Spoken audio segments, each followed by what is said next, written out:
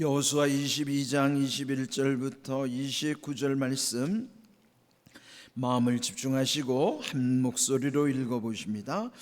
르우벤 자손과 갓 자손과 므낫세 반지파가 이스라엘 천천의 수령들에게 대답하여 이르되 전능하신 자 하나님 여호와 전능하신 자 하나님 여호와께서 아시나니 이스라엘도 장차 알리라. 이 일이 만일 여호와를 거역함이거나 범죄함이거든 주께서는 오늘 우리를 구원하지 마시옵소서. 우리가 제단을 쌓은 것이 돌이켜 여호와를 따르지 아니하려 함이거나 또는 그 위에 번제나 수제를 드리려 함이거나 또는 화목제물을 드리려 함이거든 여호와는 친히 벌하시옵소서. 우리가 목적이 있어서 주의하고 이같이 하였노라. 곧 생각하기를 후일에 너희의 자손이 우리 자손에게 말하여 이르기를 너희가 이스라엘 하나님 여호와와 무슨 상관이 있느냐? 너희 르우벤 자손 갓 자손아, 여호와께서 우리와 너희 사이에 요단으로 경계를 삼으셨나니 너희는 여호와께 받을 분깃이 없느니라 하여 너희의 자손이 우리의 자손에게 여호와 경외하기를 그치게 할까 하여 우리가 말하기를 우리가 이제 한 제단을 쌓기를 준비하자 하였으노니 이는 번제를 위함도 아니요 다른 제사를 위함도 아니라 우리가 여호와 앞에서 우리의 번제와 우리의 다른 제사와 우리의 화목제로 섬기는 것을 우리와 너희 사이와 우리의 후대 사이에 증거가 되게 할 뿐으로서 너희의 자손들이 후일에 우리 자손들에게 이르기를 너희는 여호와께 받을 분깃이 없다 하지 못하게 하려 함이라. 우리가 말하였거니와 만일 그들이 후일에 우리에게나 우리 후대에게 이같이 말하면 우리가 말하기를 우리 조상이 지은 여호와의 제단 모형을 보라. 이는 번제를 위한 것도 아니요 다른 제사를 위한 것도 아니라 오직 우리와 너희 사이에 증거만 되게 할 뿐이라. 우리가 번제나 수제나 다른 제사를 위하여 우리 하나님 여호와의 성막 앞에 있는 제단 외에 제단을 쌓음으로 여호와를 거역하고 오늘 여호와를 따르는 데서 돌아서려는 것은 결단코 아니라 하리라. 아멘. 인생을 살면서 다양한 문제를 만나게 되죠. 그러나 우리 인생의 문제는 인정할 수밖에 없습니다. 그렇지만은 문제보다 더 중요한 것은 그 문제를 어떻게 지혜롭게 풀어내느냐, 그러니까 문제 해결 방법이 더 중요한 것이죠.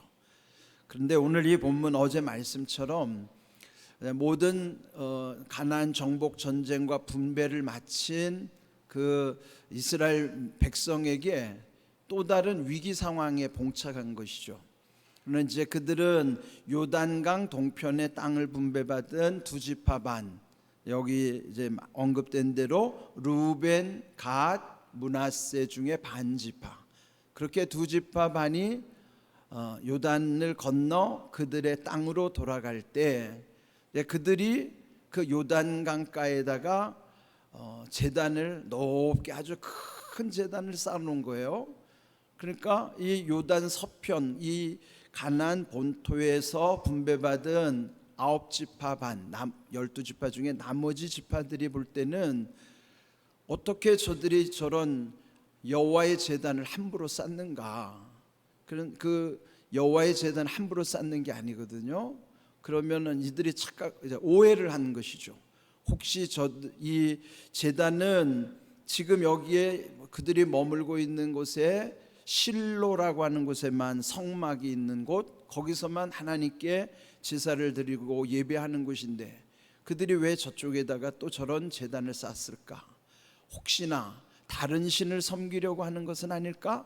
우상 숭배를 할 수 있는 요인이 되기 때문에 오해를 해서 이제 우리 어제 읽었던 말씀을 보시면은 그들이 그 경위를 알아보기도 전에 자기들 생각으로 오해하여서 우리가 저들과 싸우러 가자 한번 싸우려고 했던 거예요.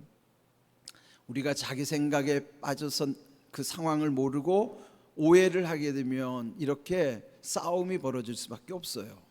그래서 결국은 여호수아가 지혜롭게 여기 이제 천부장들, 그 9지파 반이지만 전체로 보면은 9지파 반 중에도 하나 포함을 하면은 딱 10지파죠.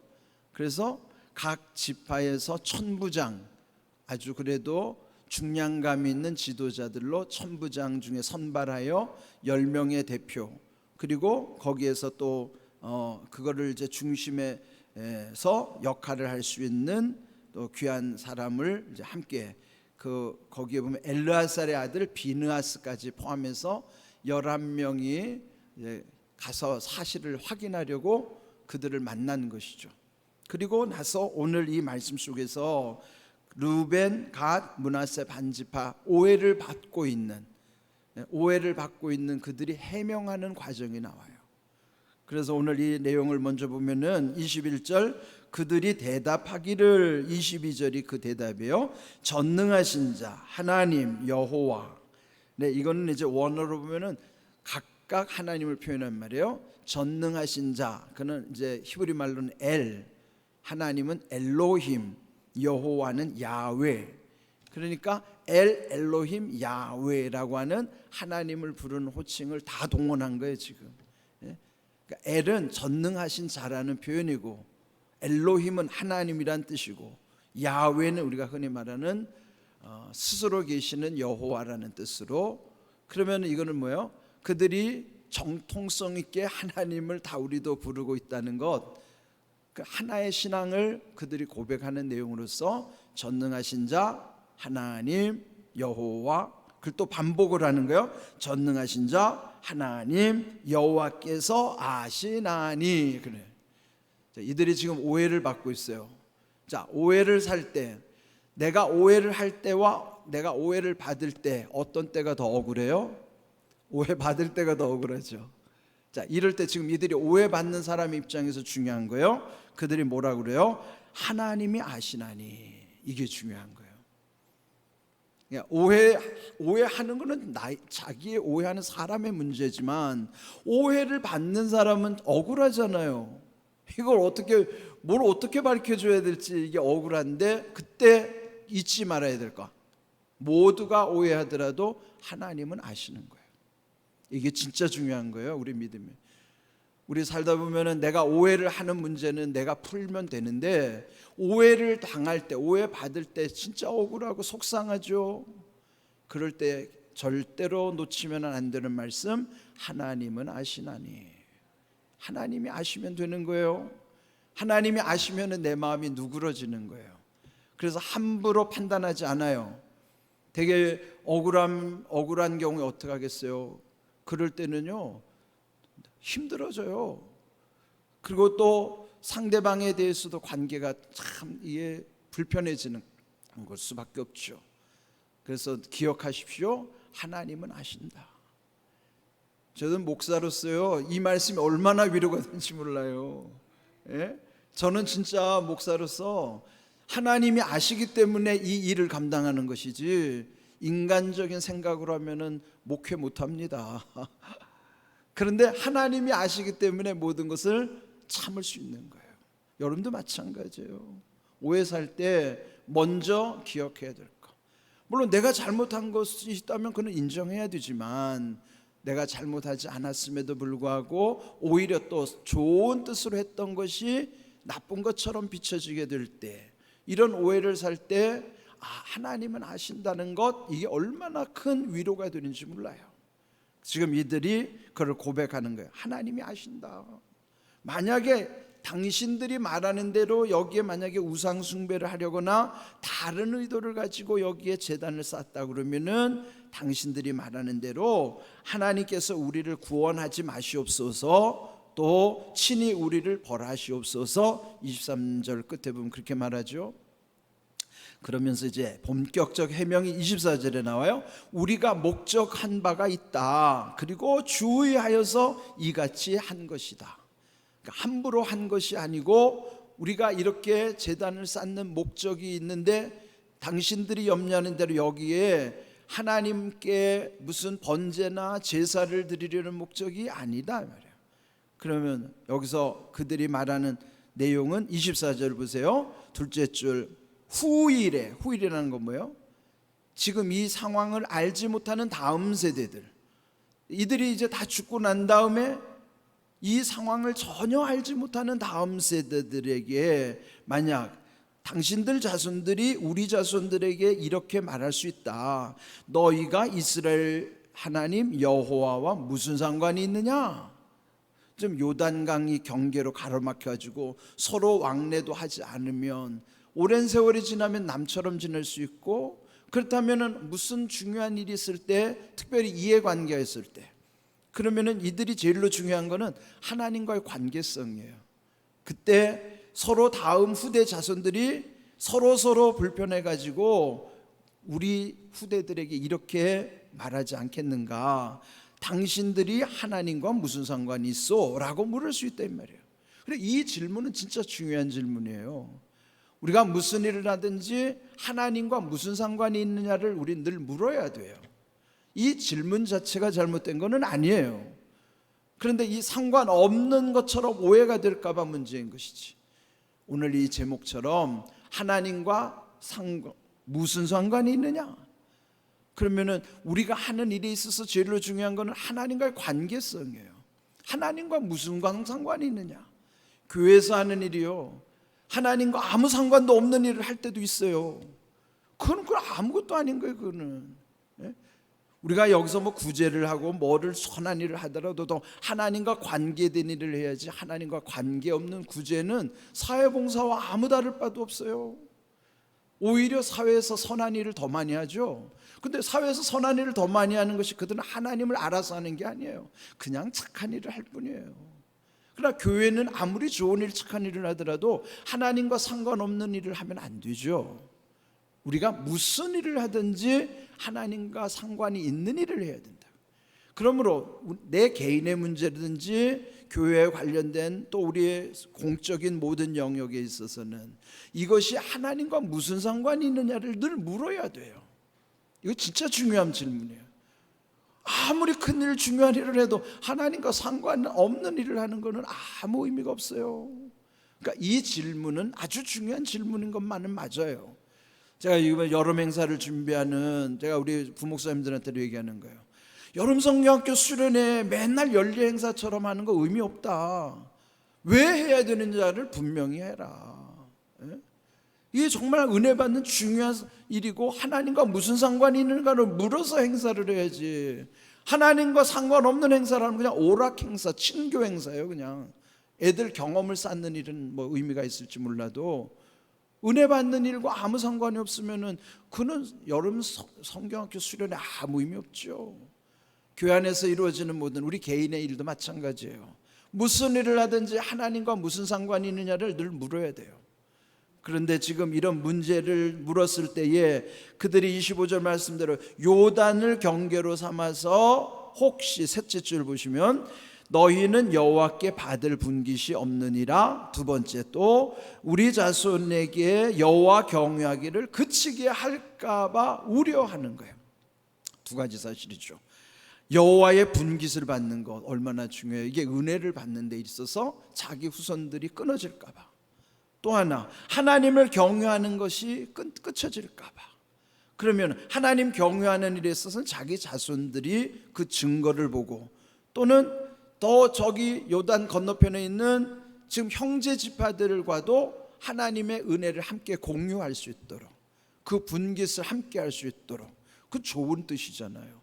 그래서 여기에 26절 말씀처럼 이 한 제단을 쌓는 것을 준비한 것이 여기에서 무슨 하나님께 제사를 드림이 아니라 27절 셋째 줄 끝에 보면은 우리와 너희 사이와 우리 후대 사이에 증거가 되게 할 뿐이라 하는 거예요. 뭐예요? 그 제단을 쌓는 목적이 예배 드리는 장소가 아니고 증거로 삼기 위함이라 하는 거예요. 증거가 있을 때 두 가지 우려하는 바, 하나님으로부터 받을 분깃을 그들을 놓치지 않을 것이고, 또한 하나님 경외하는 데서 단절되지 않을 것이고. 이게 여러분 증거가 중요하다고요. 교회도 이게 하나님이 세워주신 증거예요. 여러분의 가정 안에도 이런 신앙의 증거가 확실해야 돼요. 예수 믿는 것은 받은 증거 많도다. 그럼 예수님 믿는 증거가 여러분 가정에 있어야 자녀들이 그 증거를 보고 하나님의 분깃, 은혜 안에 있을 것이고 하나님 경외하는 거 놓치지 않을 것이고, 문제는 증거가 있느냐 없느냐의 문제예요. 교회도 그렇고 가정도 그렇고 모든 삶에 있어서 이 믿음의 증거가 없으면 하나님의 은혜로부터, 하나님을 경외하는 것들로부터 다 끊어지는 거예요. 그러니까 지금 이들이 의도한 바는 아주 중요한 것이죠. 우리도요, 예수님 믿는 받은 증거를 늘 확인하고 여러분의 가정 안에도 그런 받은 증거가 나타나야 되는 거예요. 그래야 하나님의 분깃, 그 은혜 안에서 살아갈 것이고, 특별히 우리 여러분의 후대들이 그렇게 살아가도록 해야 돼요. 하나님의 은혜 안에 있고 하나님을 경외하는 삶, 그것을 위해서, 그 증거를 하기 위해서, 그러면서 28절을 보세요. 후일에 우리에게나 우리 후대에게 이같이 말하면 우리가 말하기를 우리 조상이 지은 여호와의 제단 모형을 보라, 이렇게 말합니다. 그 증거를 보라, 그런 거예요. 그는 이 제단은 본 제단이 아니라 증거를 삼기 위한 모형으로서의 제단이는 거예요. 그러니까 모형이 뭐예요? 그게 모형은 원형은 아니지만 원형을 본땄기 때문에 모형을 통해서 원형을 잊어버리지 않는 게 중요한 거예요. 여기 십자가 이게 뭐 대단합니까? 이거는 모형이에요. 근데 왜 중요한가? 원형을 잊지 않게 하기 위해서 중요한 거예요, 이게. 예? 우리가 뭐든지 원형을 놓치면 안 되는 거예요. 모형을 원형으로 착각해도 안 되는 거예요. 아파트 모델하우스가 모형이지만 그 모형을 통해서 원래 원형으로 지어질 것을 그대로 해놓은 거예요. 그렇다고 거기 안 살잖아요. 모형은 참고할 뿐이고 원형을 이해하고 원형을 놓치지 않기 위한 거예요. 우리에게 원형은 뭐예요? 천국이라고요. 이 땅이 아무리 좋아도 여긴 천국 될 수 없어요. 모형으로서의 천국이지. 모형으로서의 천국을 누리면서 원형의 천국을 놓치지 않는 거예요. 거기를 향해 가는 거예요. 그게 믿음의 증거들이 우리에게 나타나는 거예요. 그래서 증거로서의 이 제단 수축이 이렇게 중요한 거라고. 이제 우리 교회도 이게 모형으로서의 천국의 모형이지 여기가 천국 아니죠. 천국 아니니까 온통 문제들이 교회 안에도 있는 것이죠. 근데 왜 중요해요? 모형이지만 원형을 잊어버리지 않도록 하니까 원형을 붙잡기 위해서 모형이 중요한 거라고. 그게 교회이고 가정이고 다 모형이에요. 아무리 가정이 천국 같아도 천국 같다고 표현하지 가정이 천국 자체일 수는 없어요. 교회도 마찬가지예요. 그래서 우리는 항상 놓치면 안 되는 것이 원형, 오리지널을 놓치면 안 된단 말이에요. 그는 하나님께만 있는 거예요. 그래서 오늘 주신 말씀, 이 모형을 보라, 이런 여러분 신앙의 확실한 증거, 이게 중요하단 말이죠. 오늘 우리에게 주시는 말씀 깊이 새기시고요, 우리도 이와 같이 오해를 살 일이 있어도 하나님이 아시니까, 그 다음에 이렇게 문제를 다 풀고 나니까 그들이 얼마나 서로 회복되는 것입니까? 오늘 우리에게도 이 중요한 사실, 그러나 중요한 것은 하나님의 원형을 놓치지 않는 것이라는 거 기억하시고, 우리 늘 말씀대로 이루어지는 은혜, 그 복을 항상 마음에 새기고 그렇게 살아갈 수 있기를 주님의 이름으로 축복합니다. 아멘.